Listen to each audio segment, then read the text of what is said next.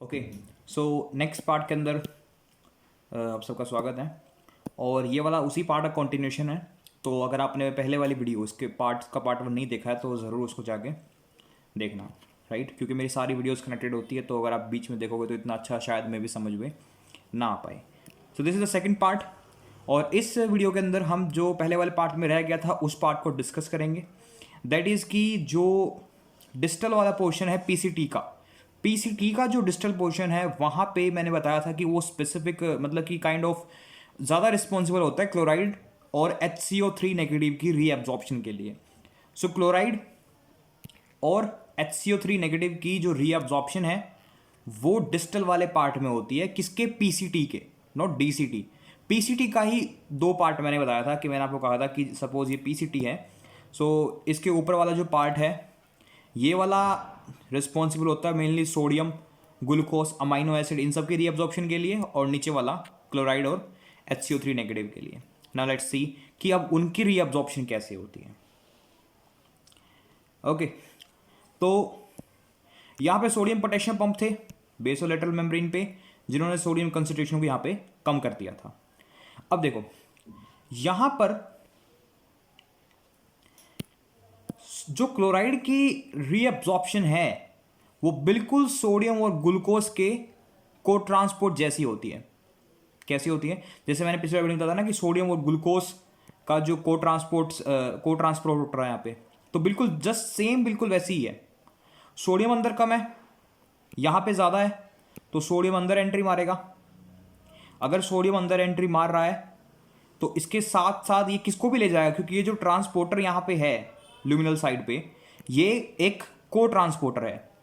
इसके पास एक पॉकेट तो है सोडियम की और एक पॉकेट है क्लोराइड की। तो ये अपने साथ एक में सोडियम को डाल देगा और दूसरे में क्लोराइड को कैच कर लेगा। तो सोडियम तो जाना ही है, साथ में क्लोराइड भी अंदर एंट्री मार जाएगा। सो इसके थ्रू यहां पे क्या होता है? क्लोराइड का रीअब्जॉर्प्शन होता है पीसीटी के डिस्टल पोर्शन के अंदर। सो this is like sodium chloride secondary active को ट्रांसपोर्टर, क्योंकि ये एक्टिव मैकेनिज्म है ना, क्योंकि chloride against the gradient move हो रहा है, लेकिन कोई एटीपी या खर्चा नहीं आ रहा। वो सोडियम मूव करना था, उसी की एनर्जी को यूटिलाइज करके अंदर की तरफ मूव कर रहा है। सो this is sodium chloride secondary active transporter system, right. Second हमारे पास में पॉइंट आता है HCO3 नेगेटिव का, दैट इज बाइकार्बोनेट आयंस का। सी यहां पे बाइकार्बोनेट आयंस आ गए जो फ्रीली फिल्टर हो गए थे। अब इसे भी हमें रीअब्जॉर्ब करना जरूरी है। क्यों? क्योंकि HCO3 नेगेटिव वो मॉलिक्यूल है जो हमारी बॉडी के अंदर एल्कोलाइसिस करवाता है और पीएच को मेंटेन करने में भी इसका रोल होता है, राइट। क्योंकि हमारे बॉडी के पास में अगर पीएच बढ़ जाए तो उसको कम करने के लिए HCO3 नेगेटिव के अलावा कोई ऑप्शन नहीं है। हमारी बॉडी के अंदर लगभग हर टाइम एसिड प्रोड्यूस होता है बहुत सारा। मसल्स लोगे तो लैक्टिक एसिड, अगर अमाइनो एसिड्स का अगर मेटाबॉलिज्म चल रहा है तो फॉस्फोरिक एसिड, और कई मेटाबॉलिज्म सल्फ्यूरिक एसिड बन रहा होगा। तो कुल मिला करके उसको यूटिलाइज करने के लिए वी नीड HCO3 नेगेटिव। तो भाई इसको रीअब्जॉर्ब करना भी बनता है, राइट। अब इसका जो रीअब्जॉर्प्शन मैकेनिज्म है वो थोड़ा सा ट्रिकी है, ठीक है। इसको ध्यान से सुनना क्या होता है। सी ये एक पीसीटी का सेल है। अब सेल के अंदर CO2 है, क्योंकि भाई सेल है तो CO2 तो रिलीज करेगा ही, है ना, और H2O भी है। तो इन सेल्स के अंदर एक एंजाइम होती है। उस एंजाइम का नाम क्या होता है? उस एंजाइम का नाम होता है कार्बोनिक एनहाइड्रेज। क्या होता है? Carbonic anhydrase. तो कार्बोनिक एनहाइड्रेज जो कि इन सेल्स के अंदर है, पीसीटी के सेल्स के अंदर, वो H2 और CO2 को कंबाइन करके फॉर्म करता है H2CO3। और H2CO3 एक वीक एसिड है। सो ये पूरा आयनाइज तो नहीं होता, लेकिन आयनाइज होता है कुछ पार्ट में H+ और HCO3 नेगेटिव में, करेक्ट। ध्यान रखना कि ये रिएक्शन पीसीटी के अंदर हो रही है, पीसीटी सेल्स के अंदर हो रही है।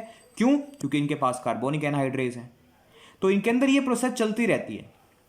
सी अब यहां पे हो क्या रहा है सुनना। ये जो H+ और HCO3 नेगेटिव बना, HCO3 नेगेटिव तो अंदर एंट्री मार जाएगा या इंटरस्टिशियल स्पेस के अंदर। ध्यान सुनना, H+ HCO3 नेगेटिव बन गया, HCO3 नेगेटिव अंदर एंट्री मार जाएगा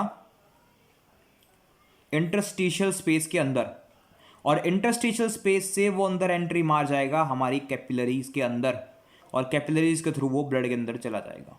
सी, तो HCO3 नेगेटिव इंटरस्टिशियल स्पेस में आया, वहां से कैपिलरी के अंदर एंट्री मार के चला गया। तो इसका मतलब ये हुआ कि हमारी कैपिलरीज को हमारे ब्लड के अंदर HCO3 नेगेटिव तो आ गया, लेकिन ये HCO3 नेगेटिव वो वाला HCO3 नेगेटिव नहीं है जो फिल्टर हुआ था। तो इसी वजह से हम एक पॉइंट भी ऐड करते हैं किडनी के फंक्शन में कि जो किडनी है वो HCO3 नेगेटिव का प्रोडक्शन भी करती है। क्यों करती है? हमारी जो किडनी है वो HCO3 नेगेटिव का प्रोडक्शन भी करती है। काइंड ऑफ लग रहा है ना, क्योंकि भाई HCO3 नेगेटिव जो बना है वो चला गया है यहाँ पे। सी, और ये होता क्यों है? लगातार ये प्रोसेस हो रही होती है। क्यों भाई? क्योंकि ये दोनों एक कायदे से तो ये दोनों इक्विलिब्रियम में रहने चाहिए। अगर हम फिजिकल केमिस्ट्री का लॉ लगाए तो भाई इन दोनों के बीच में इक्विलिब्रियम बना रहना का नहीं चाहिए, लेकिन इक्विलिब्रियम बनता नहीं है। क्यों? क्योंकि HCO3 नेगेटिव जैसे ही बनता है वो यहाँ से एस्केप करके ब्लड में चला जाता है, तो इक्विलिब्रियम इसकी तरफ शिफ्ट हो जाता है। इसी वजह से किडनी में नॉन स्टॉप HCO3 नेगेटिव और H प्लस बन रहा होता है, जिसमें से HCO3 नेगेटिव तो ब्लड के अंदर एंटर मार गया। अब H प्लस यहाँ बढ़ना नहीं चाहिए क्योंकि ये सेल है, सेल में बहुत सारे एंजाइम है, और H प्लस अगर बढ़ गया तो pH घट जाएगा, तो एंजाइम्स काम करना बंद कर देंगे। यही काम करना बंद कर देगा कार्बोनिक एनाइड्रेज, ठीक है, H प्लस बढ़ने पे। अब H प्लस क्या करता है? H प्लस बाहर निकलता है ल्यूमिनल स्पेस में। H प्लस क्या करता है? ल्यूमिनल स्पेस में बाहर निकलता है। अब वो बाहर कैसे निकलता है वो वाला पार्ट जानना इंटरेस्टिंग है, और फिर उसका क्या होता है वो भी जानना इंटरेस्टिंग है। सी, मैं दोबारा रिपीट कर रहा हूँ क्योंकि ये जो पॉइंट है काफ़ी इंपॉर्टेंट है। हम कहते हैं कि kidney are major producers of bicarbonate anions. Bicarbonate anions की मेजर प्रोड्यूसर है। क्यों है? क्योंकि यहाँ पे कार्बोनिक एनहाइड्रेज एंजाइम है जो H2 और CO2 को कंबाइन कर देगी, H2CO3 में कन्वर्ट कर देगी। ये H2CO3 पार्शियली आयनाइज होगा H प्लस HCO3 नेगेटिव में। HCO3 नेगेटिव एस्केप कर जाएगा कैपिलरीज के अंदर, H प्लस भी एस्केप कर जाता है ल्यूमिनल स्पेस के अंदर। इसी वजह से जो इक्विलिब्रियम है वो इस रिएक्शन को राइट की तरफ शिफ्ट करता है, और यही बार बार बनते रहते हैं नॉन स्टॉप, राइट। सी, देखो अब H प्लस बाहर कैसे आएगा, ये वाला पार्ट इंटरेस्टिंग है जो जानने लायक है। इसी ल्यूमिनल साइड पे एक ट्रांसपोर्टर और होता है, और ये है एंटीपोर्टर। मैंने अपनी पिछली वाली वीडियो में बताया था कि भाई PCT के ल्यूमिनल साइड पे तुम्हें सिम्पोर्टर्स और एंटीपोर्टर्स ही देखने को मिलते हैं, राइट। तो एंटीपोर्ट में क्या होता है? ये एक ऐसा ट्रांसपोर्ट है जो सोडियम को अंदर लेके आता है। कब? जब हाइड्रोजन आयन को वो बाहर लेके जाएगा। ना सुनना, सोडियम को तो अंदर आना ही था, ठीक है, सोडियम अंदर आ जाता है। साथ के साथ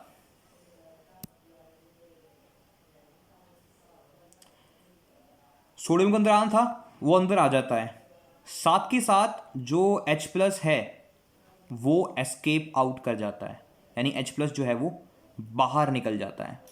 और देखो H सोडियम का ट्रांसपोर्ट हुआ अंदर की तरफ, और H प्लस का ट्रांसफर हुआ बाहर की तरफ। तो एक अंदर आ रहा है और एक बाहर जा रहा है, और इस तरह के ट्रांसपोर्ट को हम क्या बोलते हैं? Antiport. So this is a sodium hydrogen antiporter system, right. तो ये एक वैसा चैनल है। तो यहाँ से हाइड्रोजन बाहर जाएगा। कब जाएगा? जब एक सोडियम अंदर आएगा। अब यहाँ पे ये जो हाइड्रोजन है ये बाहर आ गया है, राइट। और अब ये ल्यूमिनल साइड है, ये वाली ल्यूमिनल साइड है।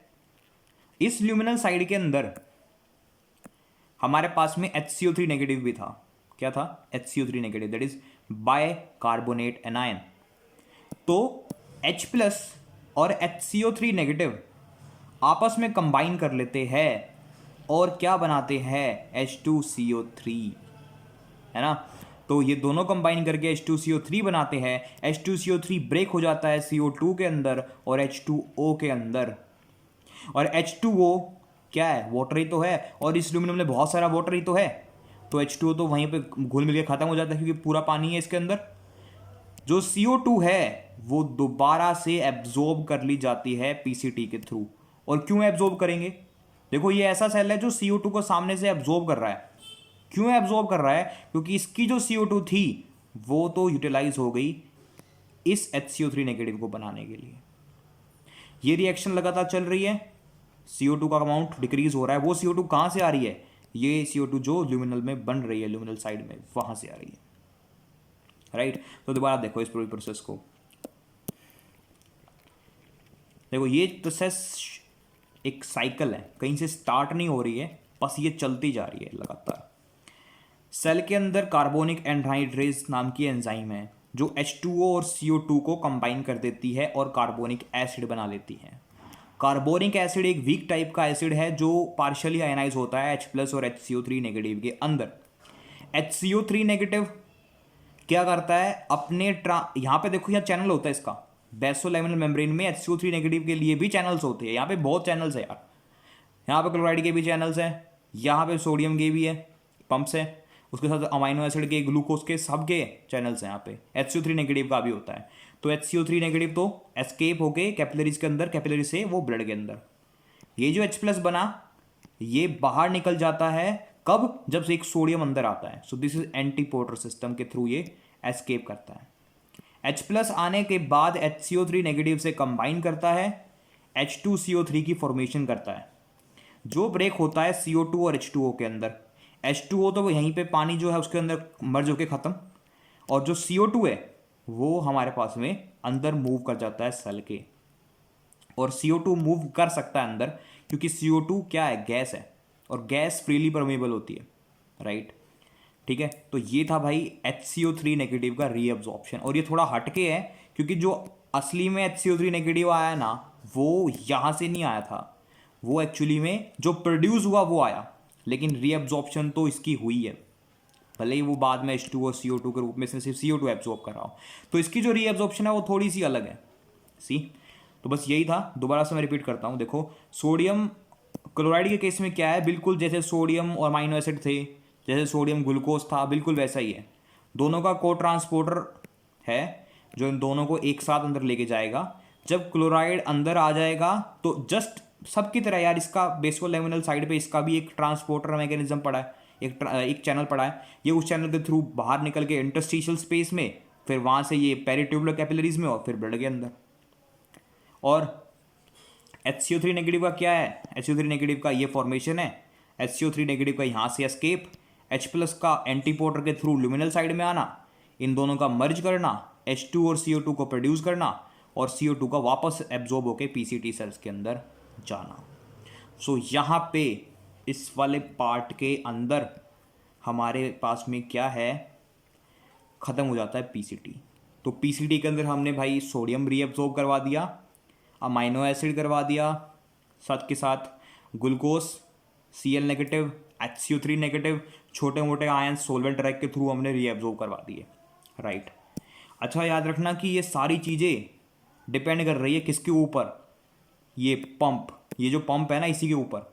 चाहे देख लो इन्हीं पंप, देखो सारी चीज़ें ना लगभग, अगर हम HCO3 नेगेटिव को छोड़ दे एक पल के लिए, तो लगभग सारी की सारी एब्जॉर्प्शन जो PCT के अंदर हो रही है ना वो इन पंप्स पे डिपेंड कर रही है, क्योंकि ये पंप ऐसे है जो सोडियम का कंसंट्रेशन ग्रेडियंट प्रोड्यूस करते हैं, राइट। और सोडियम की वजह से ही सब चीज़ें अंदर बना रही है। सोडियम के साथ अमाइनो एसिड भी जा रहा था, ग्लूकोज भी जा रहा था, अब क्लोराइड भी जा रहा है, और हाइड्रोजन भी सोडियम की वजह से ही बाहर जा पा रहा है। तो अगर अब एक क्लीनिकल रेलेवेंस सुनना, अगर कोई भी चीज़ इन पंप्स को ब्लॉक कर देती है तो वो PCT का फेलियर करवा देगी, तो वो एक कंडीशन में पहुंच जाएगा, that is called renal shutdown, ठीक है। क्योंकि PCT 65% रीअब्जॉर्प्शन करवाता है, और अगर ये तुमने लूज कर दी PCT के अंदर तो फिर रीनल का शटडाउन ही कहलाएगा वो, क्योंकि तुमने 65% चीज़ें तो खोई दी बॉडी के अंदर जो रीअब्जॉर्ब होनी थी, ठीक है। तो ऐसी चीज़ें जो इन पंप्स को ब्लॉक करेगी वो रीनल शटडाउन करवाएगी। और ऐसी कौन सी चीज़ है जो इन्हें ब्लॉक करती है? We have one name that is called ouabain. सो ओबेन क्या है? Ouabain is a blocker of sodium potassium pump. So it is a sodium potassium ATPase blocker. ये इन्हें ब्लॉक करता है। अब एक सवाल आता है कि अगर ये किसी को दे दिया जाए, तो देखो अगर ओबेन दे दिया तो बहुत खतरनाक चीज़ है ये। काफ़ी सारे सिस्टम के ऊपर काफ़ी सारे इफेक्ट होते हैं इसके। लेकिन अगर हम रीनल की बात करें ना, तो अभी जो हमारी नॉलेज है वो पीसीटी के ऊपर है, हम पीसीटी के हिसाब से देख रहे हैं। इसका इफेक्ट पूरे किडनी पे पड़ता है, नेफ्रॉन्स के काफ़ी सारे पोर्शन पे पड़ता है। लेकिन पीसीटी के ऊपर क्या इफेक्ट होएगा इसका इफेक्ट होएगा रीनल शटडाउन। पीसीटी का जो फंक्शन है रीअब्जॉर्प्शन का वो डेड हो जाएगा, क्योंकि यहाँ पे सोडियम पोटेशियम पंप गए, सोडियम पोटेशियम पंप जैसे गए, सोडियम का कंसंट्रेशन ग्रेडियंट टूटा, क्लोराइड की रीअब्जॉर्प्शन गई, HCO3 नेगेटिव की गई, हमारे पास में किसकी गई, अमाइनो एसिड की भी गई, ग्लूकोज की भी गई। और अगर ये सारे के सारे अंदर नहीं जाएंगे तो वाटर भी अंदर मूव नहीं करेगा, क्योंकि वाटर इनको फॉलो करता है। तो सोलवेंट ड्रैग के थ्रू रीअब्जॉर्प्शन भी गई, तो भाई 65% रीअब्जॉर्प्शन हमारी चली जाती है। So ouabain is very deadly thing, right, because it blocks the sodium potassium pump. So ये एक रियल रेलेवेंट पॉइंट था जो यहाँ पे हम देख सकते हैं। इसी वजह से ओबेन पीसीटी को अफेक्ट करता है। ठीक है, जब अगर इसके फंक्शंस में या इसके इफेक्ट्स में पढ़ा होगा आप लोगों ने कि ओबेन का फंक्शन रीनल पे भी होता है, रीनल शटडाउन करवाने में, तो ये उसका रीज़न है। तो इस वाली वीडियो के बस इतना ही था यार। अब हम कंटिन्यू करेंगे अपने लूबो फैनले की रीअब्जॉर्प्शन वगैरह पे। ठीक है।